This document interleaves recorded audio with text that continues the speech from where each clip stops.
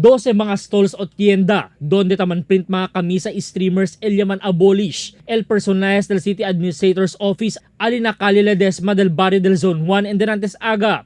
Después que no hay mas insisti el mga negosyante usa con el sidewalk. Después dali kanila plazo el gobyerno para salihan ng lugar na mes de Marso. Na video kaya pwede sa el news team, ya alcanza pa el bungkada del antes mga establecimiento que por largo tiempo ya ocupa con el sidewalk que un claro violación del Ordinance 250 o se llama Sidewalk Ordinance. Segunda a otro mes el bungkada también del mga flower shops na semejante lugar y kanila el transferi para na Santa Cruz donde el sige sila ng plazo hasta Marso lang.